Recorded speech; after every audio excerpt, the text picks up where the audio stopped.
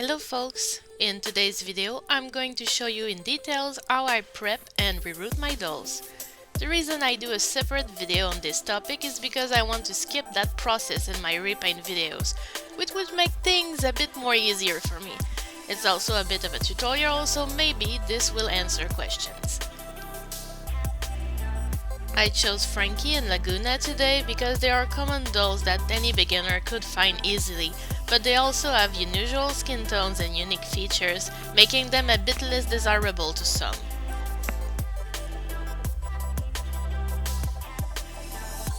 The first thing I do is getting rid of the hair. I cut it as short as I can as my first step. Some dolls have absolutely gorgeous locks, but you soon notice that a common issue with Monster High and Ever After High is that their hair tend to get greasy and gross after some time. It's not because of bad maintenance, it's actually due to the glue holding the hair from the inside seeping out. You can wash it off or use baby powder to tame it, but unless you remove it, it most likely will always come back.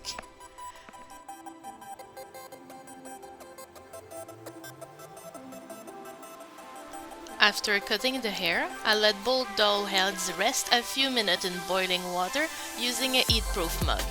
The hot vinyl becomes very soft, and it's really easy to remove the heads after without damaging the neck peg inside. The next step would be to remove the hair stubbles from the scalp. I use a flat screwdriver, but you can go in with tweezers or pliers directly if you prefer. Be careful around the part line though, since there are more holes in that spot, it makes it way easier to tear through the vinyl if you apply too much force.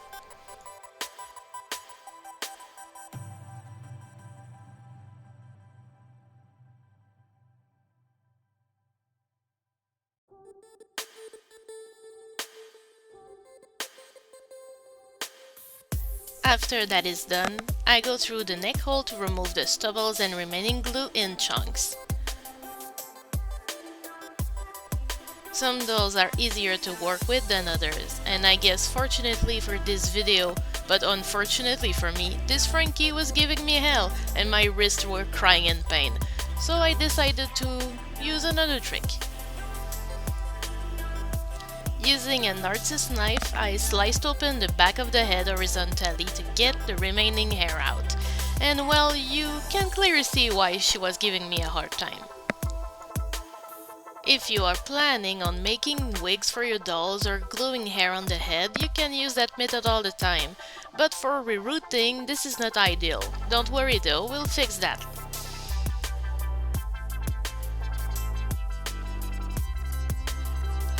First though, I want to clean the heads. You want to remove the factory paint to get a clean canvas, and your weapon of choice is acetone. No need to run to the hardware store though.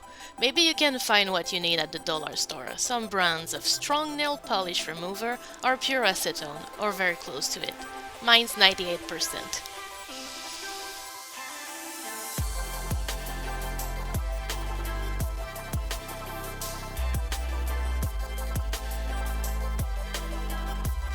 I use Q-tips and cotton pads to clean the doll heads. You can squish the vinyl to reach all nooks and crannies, usually fairly easily.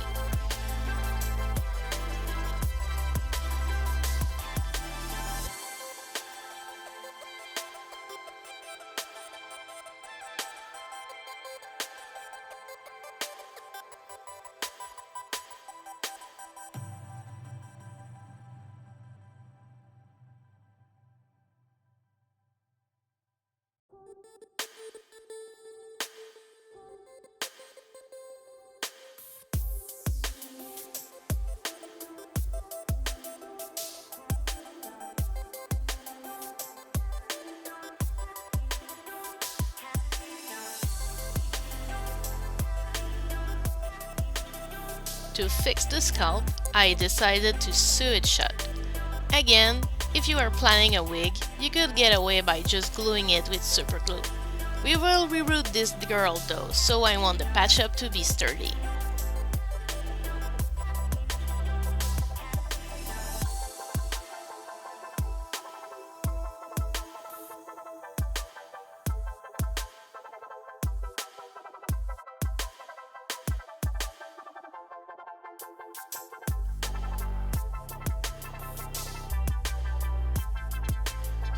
Now to prep Frankie for the reroute, I painted her scalp with acrylics, matching the color of the hair she's going to get.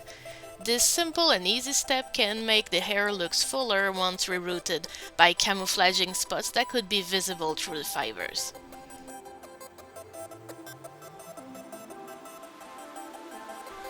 I'm using 100% acrylic yarn for this reroute.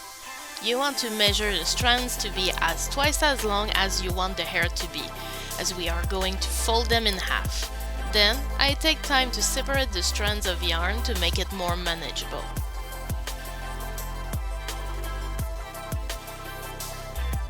Sadly, yarn can only get so long, so I never measure pieces that are more than 20 to 25 centimeters in length, expecting to lose a bit even then.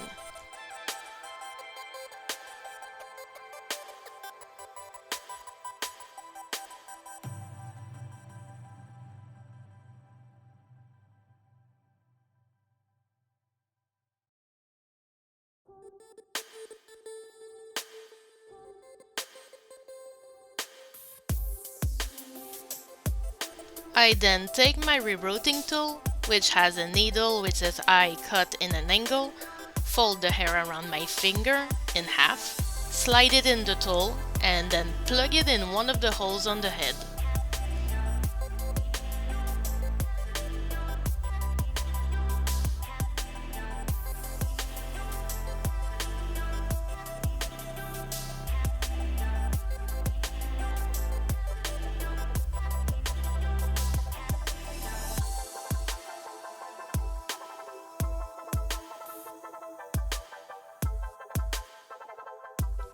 It's a very long process, but I do find it relaxing and I think the results are well worth it. If you feel the holes are a bit tight, use a bigger needle to loosen them out a bit before plugging. Yarn is thicker than regular doll hair, so you can get away without doing all the holes. The most important areas are the perimeter of the head and the part line, but for the rest of the head, you can plug a hole on through easily. If you're doing a fixed style like me who is playing a ponytail, you can skip the bulk of the head.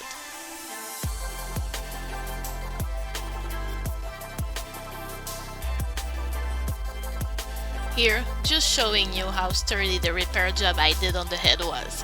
It absolutely did not move while I was rerouting. I call that a success.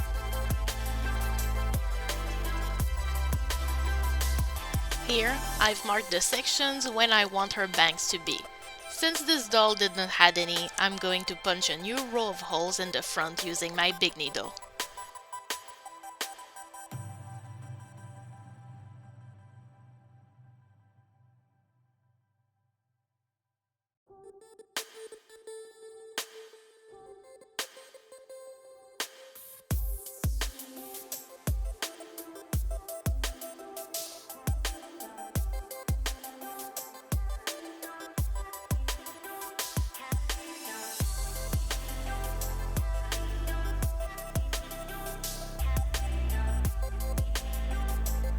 And that is my head fully rerouted. I've tied the bangs away from the rest to have it already separated. To make sure the yarn is extra secure on the inside, do not forget to add some glue. You can use Fabri-Tac or any tacky glue. Let completely dry. Then I use this old human brush, one that I use only for yarn now, to brush it out. I always start with the ends and I work my way up. Again, expect to lose some length and thickness. A lot of artists will favor cat brushes to do this step, but I just use what I have.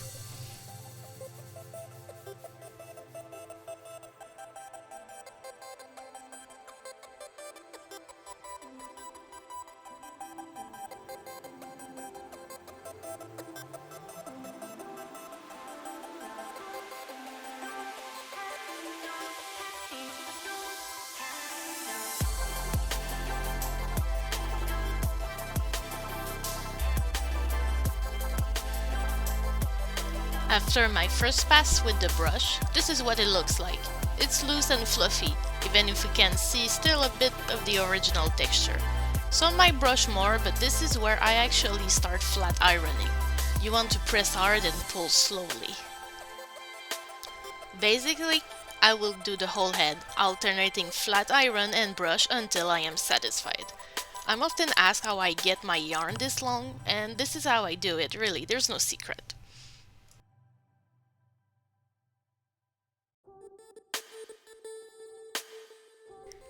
That's my result, and I think it's pretty good. I use a clear elastic band to tie it in a ponytail, but I don't style or cut it yet. I do that usually after the face up, so the cover I put on the head does not miss my artwork.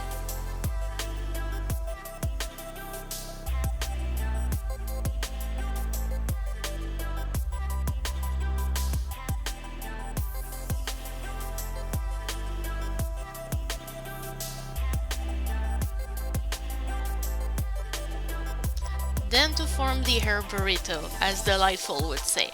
I use a piece of scrap fabric and I tightly pin it around the doll's hairline, hugging all the curves and variations.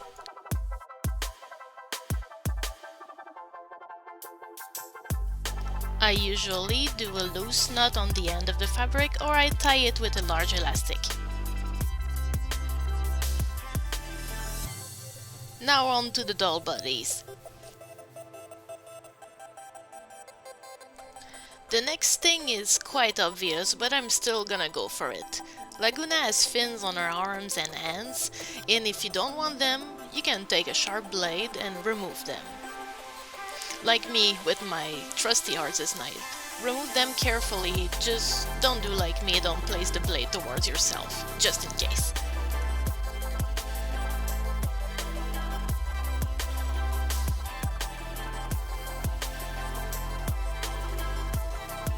You can also use a bit of fine grit sandpaper to smooth everything as perfect as you want it to be. Sadly though, because the fins are a different color, the forearms and hands are painted, so you might need to patch it up with some acrylics later. As for Frankie, now well, those bolts in her neck can be cut very easily.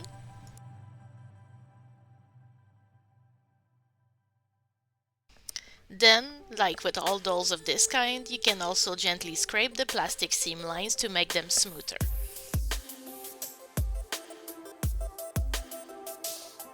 As for the stitches painted on her body, well, hear me out.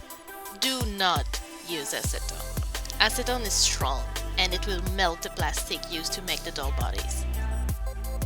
You can think that you can use just a little and remove the stitches quickly and wash her out right away, but I personally would not risk it. You do what you want, but I would not do it. I get better results with sandpaper.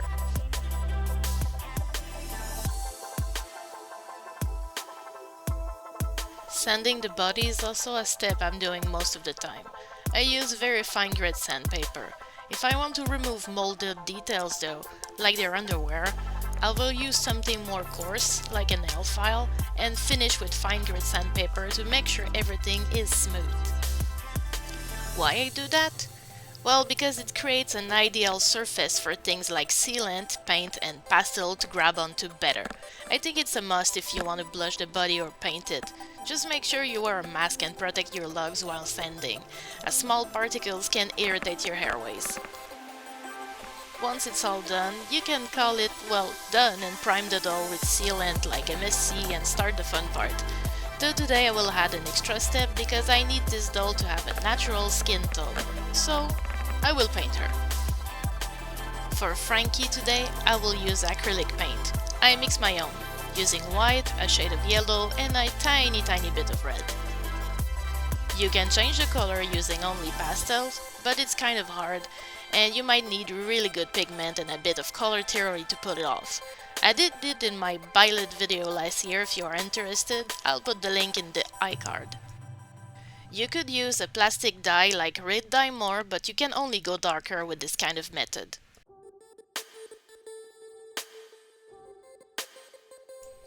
When I'm satisfied with the shade, I add water. Watering the paint down is not to make it look more sheer, but it's to make it easier to apply without leaving texture, namely brush strokes and bubbles. A softer brush may help too. When applying, do thin coats, letting it dry completely in between. You will build opacity very slowly. It's long, but if you take your time and do it well, it will be almost as good as if you had used an airbrush, something that I do not have. Please note that sadly, it will be impossible to avoid some chipping at the joint, even if you use the pastel method. A matte varnish might help, but ultimately it's inevitable.